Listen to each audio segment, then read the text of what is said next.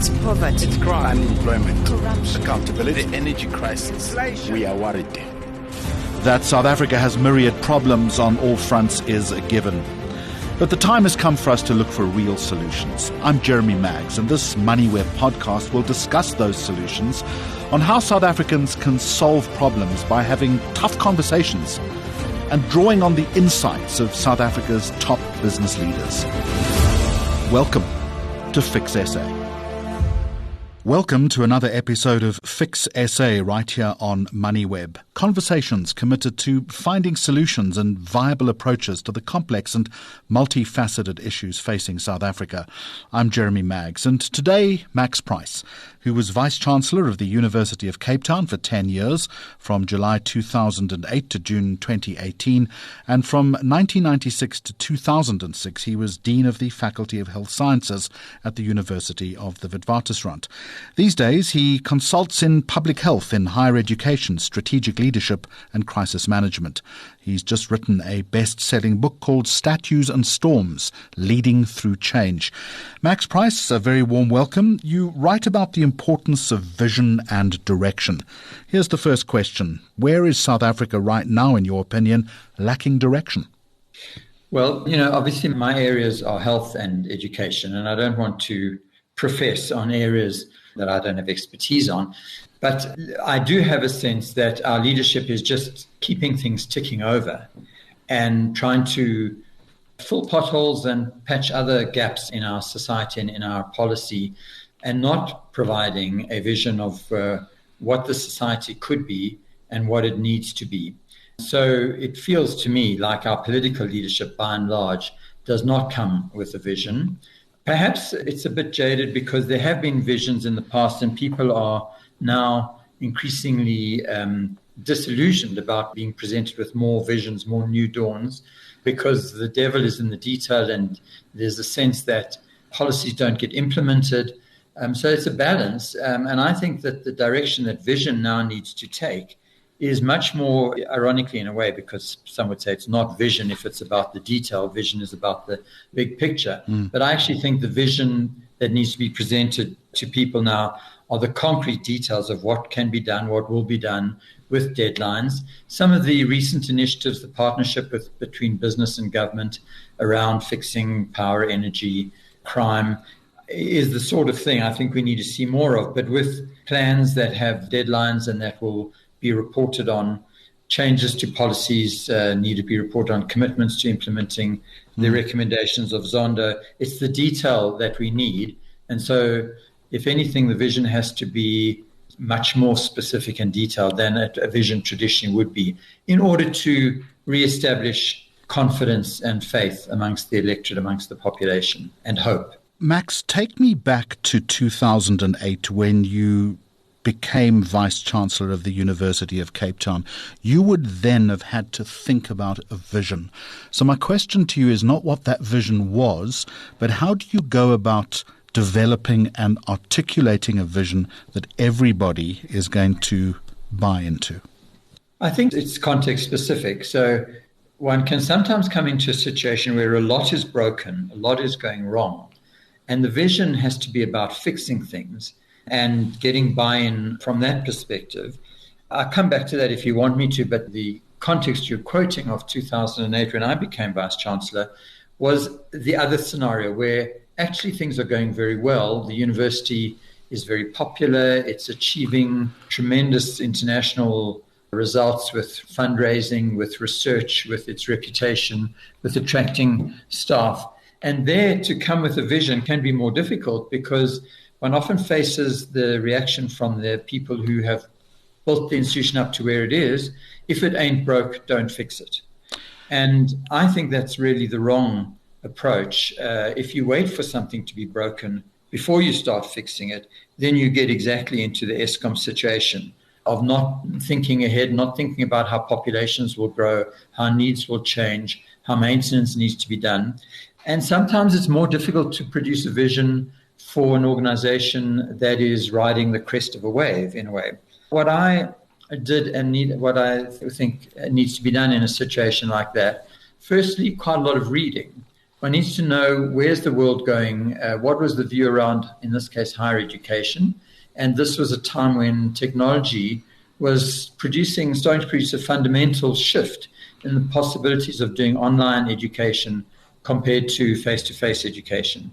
And there were the growth of online courses and degrees and things called MOOCs, the massive open online courses. And it seemed to me that since the traditional universities in South Africa had defined themselves exclusively as face-to-face institutions, they were being left behind. And so reading about that, and then the second step was to visit institutions that I considered leading institutions globally, and both in the developing and developed world, and see what the thinking was there, because one also doesn't want to waste time reinventing a wheel or making the same mistakes that others have already made and learned from. And it's seldom that one is absolutely at the cutting edge and no one has done this before. So I think the first step is reading and getting a sense of that environment. The second is actually visiting and hearing what you often don't hear in the glowing reports that institutions write about themselves or that newspapers write. So to find out what were all the mistakes made before getting to the point where one could develop the vision. What were the things that did not get reported and did not get shouted about? And then the third step is about bringing people along with you, because in most institutions, although in some senses you lead from the front, you provide ideas, but the institutions require buy-in. They require people to share your vision, shape it, and be willing to own it in a way that they don't feel they're following orders. They feel like they are driving the change. And to get that, sometimes you need to take people along the same path of learning. For example, in my previous job as Dean of the Wits Health Science Faculty, we needed to do a radical reform of the curriculum and of how teaching was done. And I thought that Australia was significantly ahead of us. And I took a group of 6 professors, the heads of the major departments, with me on a look-see visit tour of some of the institutions in Australia, because I thought they wouldn't simply take it from me. I didn't have enough authority. It was too early in my term to have earned enough trust that they would say, we'll follow you, you lead. I needed them to be persuaded. They needed to see others who they did hold in high regard, how they had done it. They needed to see a wide range of different ways of doing something and recognize that the way we were doing it was not the only way or necessarily the best way, and then come back. So it was finding ways of generating that buy-in to make them feel that they were the leaders as well. And then when you need to mobilize a much larger group, you can't always take people on overseas jaunts for something like that, then various forms of workshops, retreats, scenario planning. The most difficult thing, especially in an institution that is working well, is to get people to think where it could be better or what might go wrong in the future, and to deal with to confront them with scenarios so that they can contribute to a solution. So Max Price, let's take some of those lessons then and put them onto a broader canvas if we can. And the one thing that I do want to pick you up on is you talked about getting a sense of the environment.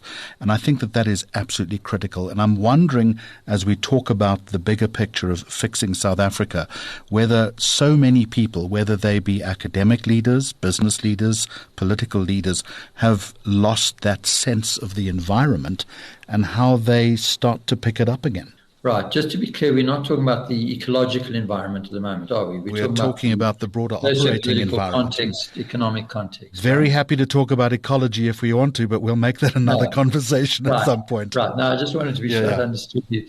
Yeah, well, I think it's very hard to change any society and to grow if you don't have hope. And the sense of hopelessness, I'm thinking now particularly amongst leaders. So there's good reasons for being hopeless in different contexts. But if you are a leader in a society or a potential leader or a young person actually coming out of university or out of school and you have no hope, it's hard to get motivated. So for me, the first thing about understanding and seeing the environment is to figure out, be more realistic about that. And I think, like you, am an optimist, perhaps naive, but want to believe that the society can succeed and will succeed. One of the things that I found, for example, in my job was I had extensive exposure to universities in other African countries. and in other parts of the world. And I was always struck, returning home, how good our universities are, how they have survived lots of pressures and stresses and financial difficulties, and regaining a perspective of where we are. When you're only in South Africa and you only see the problems and you only read the social media that harp on about the problems, I think it's easy to become very gloomy and to lose that hope and to lose the perspective. We have a massive amount of corruption, but actually, and I'm not defending it, I'm not thinking that we can live with it, that we shouldn't address it, but we know a lot about it because we have other institutions in society that are digging around. We have Corruption Watch, we have the media, we have investigative journalism, we have a reasonably intact judicial system, we have commissions, and we have a commitment to fixing corruption. When I traveled in many other countries, it is the norm in ways that we actually, I think, South Africans can't imagine. So gaining perspective on that environment is one of the things we need to do. The second is not just to say, well, we're not as bad as we might be because, look, they're worse. The second, for me, has always been engaging with young people. And the best experiences of being a vice chancellor were to be at, for example, dinners in the residences, to meet young people who had overcome incredible odds, coming from schools where they'd never been taught in English, never had a sports field or extramural activities. They were the best in their class and managed to get into UCT, and they're so excited to be there. They're so hopeful and proud. I mean, ironically, I think people who have overcome those odds are much more proud of their institutions than people who have regarded it as their birthright. You know, the students from the Western Cape universities who came to UCT would not be seen dead in a university blazer. I mean, it would just be so establishment. But the students who came from rural schools and were the first in their generation to be at the university all wanted to have blazers if they were on the executive of a committee. So enormously proud and enormously hopeful. Unfortunately, most of them are disillusioned with politics, and I tried to persuade them that they should use their talents and skills in political institutions, but they had often given up on politics and were planning to go into the private sector or into NGOs. Max, I want to pick you up on that in just a moment about the unwillingness to engage in politics and activism. But before we get there, I want to come back to this word hope. And no one is doubting the importance of hope in this country. And you, along with many other guests on this podcast series, have spoken about that. But I would put to you that in the current environment in South Africa, hope is becoming an increasingly difficult emotion or even commodity to sell. How do you do that? How did you manage to articulate that sense of hope when you were managing a large institution? By focusing on the successes, on the achievements. When a scientist is recognized internationally, we make a fuss about it. To say to people, we in South Africa are producing some of the best science in the world, and it is often recognized internationally before it's recognized here. By highlighting the achievements of students who've overcome these odds and become Rhodes Scholars or got international scholarships to do their postgraduate study, by also presenting a vision. So there was often a sense that some of the best work would have to be done overseas because why would South Africa developing, let's take, for example, the Square Kilometre Array, that fabulous astronomy project in the Karoo near Carnarvon. You know, I would go out and say to people, yes, this may not be immediately about providing water in poor areas, which is clearly a desperate need, but it's about creating world-class science, attracting people who want to teach and research here. And there are enormous spin-offs by training engineers who can manufacture those telescopes and those computers.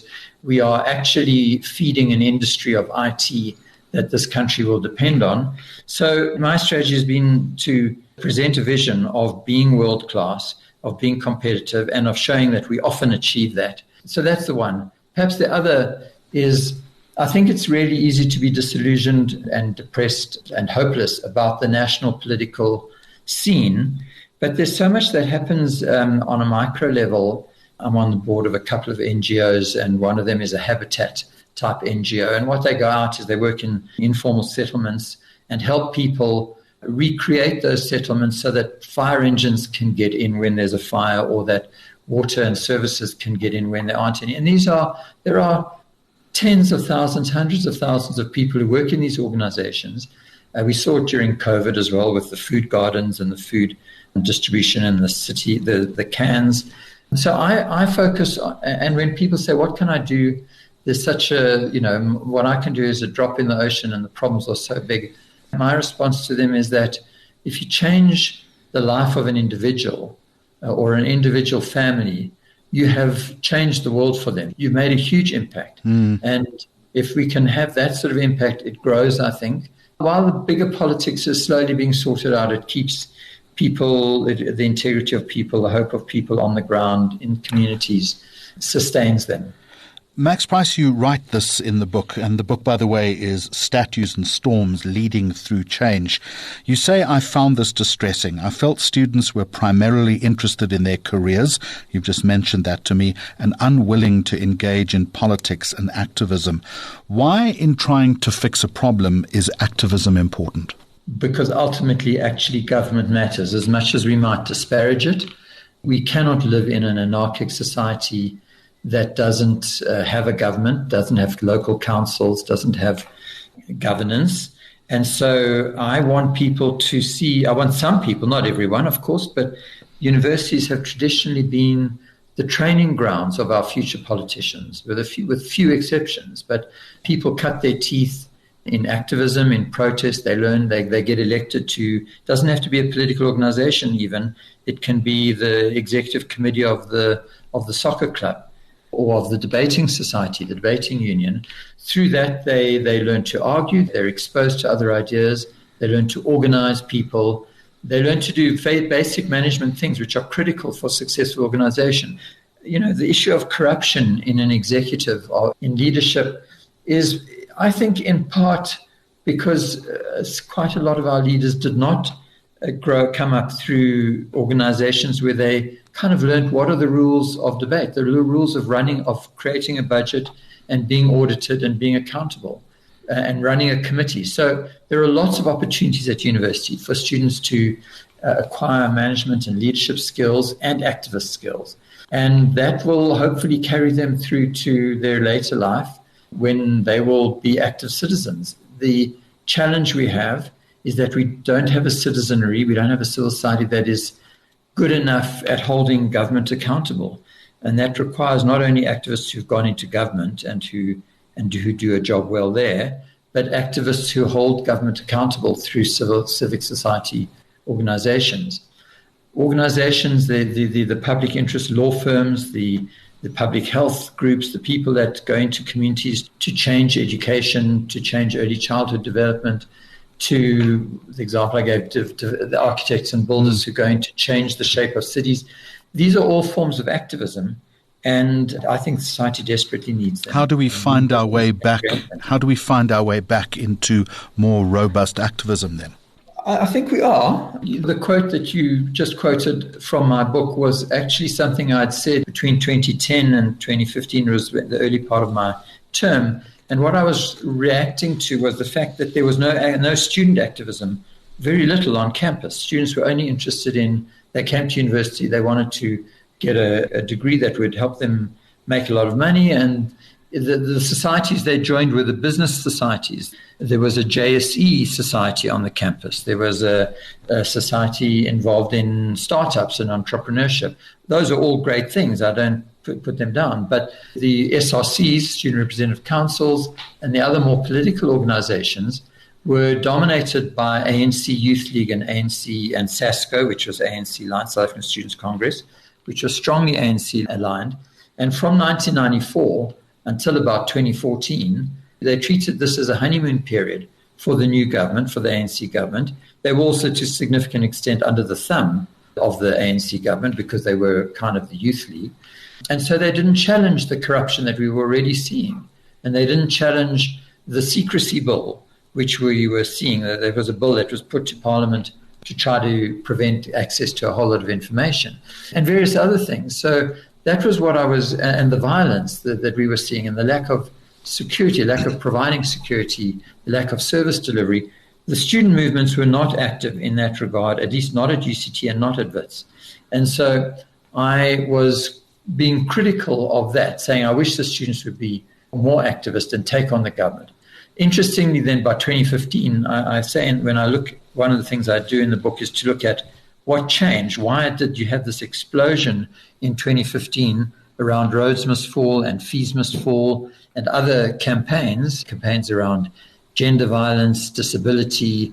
And I think that one of the key factors was that the ANC had lost the hegemony in the student movements around that time. The EFF had broken away, or the ANC Youth League had split. The EFF had formed in the early 2010s, and they were now becoming strong on campus. You had a resurgence of black consciousness with the PASMA movement, the Pan-African Students Movement of Azania. And so, and then you had the splits in the ANC itself. And so you had some in the ANC Youth League and SASCO who were defending Zuma, and many who were very critical. So it created the space for, firstly, anti-government activism. And then for other reasons, I think one of the South African commentators, political analysts, his name is Achille Mbembe, has referred to what he calls the Fanon moment, that many countries post-decolonization have a Fanonist moment, roughly around 20 years, when a new generation that was born after decolonization is hitting youth, hitting their 20s, they're at university, they're disillusioned with the limited change that has occurred, and they feel that it's necessary to take up much more extreme positions. And I think we had a whole lot of that as well. So I wouldn't be as critical today of the lack of activism. I think we're seeing a lot of that. Now my criticism is that it's very racially polarized, and that to make progress, we have to overcome that. We have to develop much greater unity across different youth movements on the campuses, across black, white, colored, Indian students, and in society more generally. The non-racial movement, not all the movements are non-racial, not all of them are committed to that, but those that say they are, and I believe they generally are, need to make much greater effort to demonstrate that they have place for activists of all races, and that they don't create a chilling effect on debate. Right. The identity politics that we've witnessed globally, but also in South Africa in the last 10 years, I think has been very damaging for non-racial political movements and activism. Max Price, that's the student side of the equation. What about universities themselves?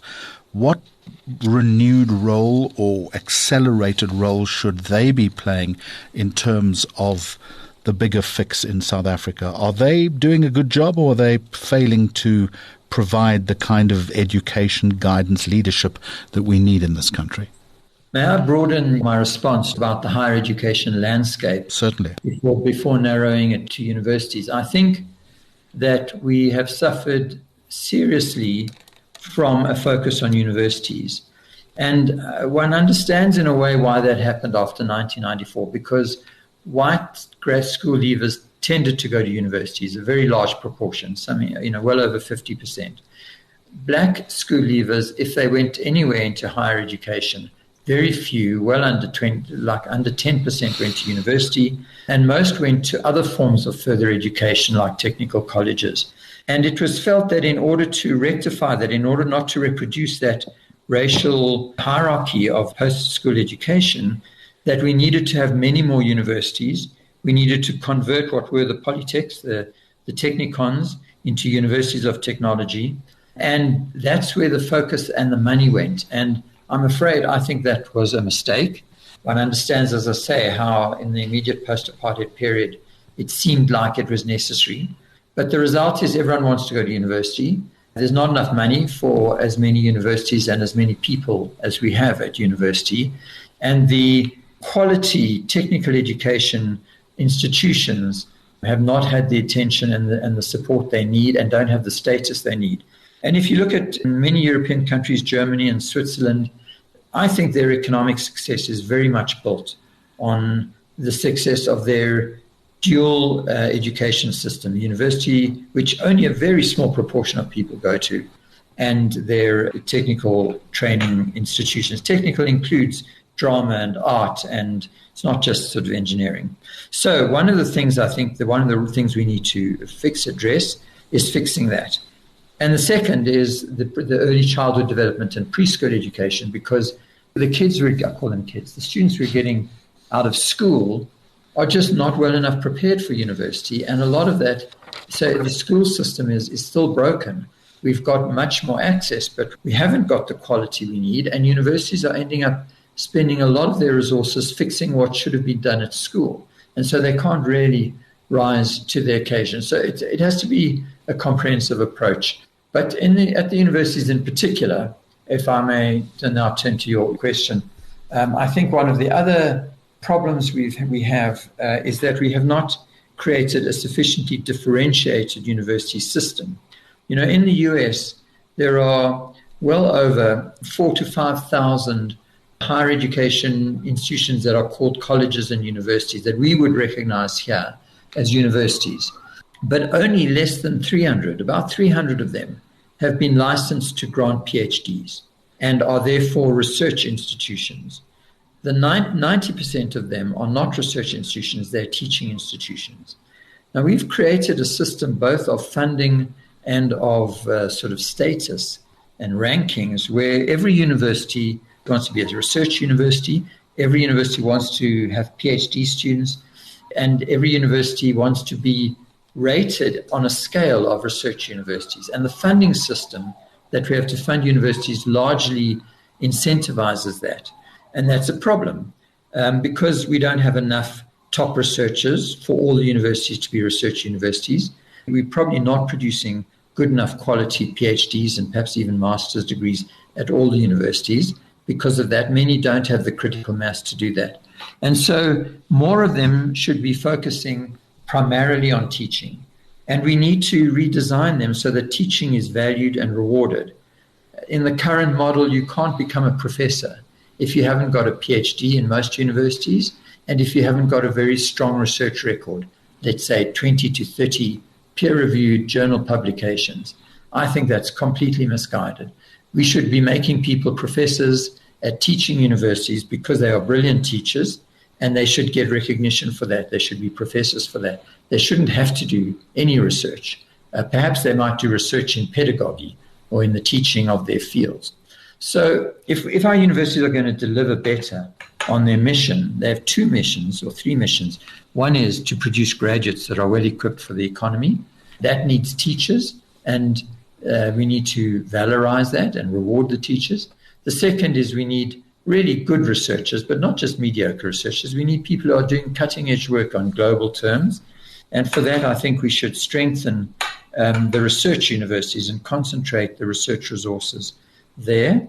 And then they all have a third mission, which is to improve the well-being of the communities that they are located in. And most of them do that to a good degree, although they're not really funded to do that. But most of them do that. Max Price, I'm unfortunately going to have to leave the conversation there, but wide-ranging and very, very reflective.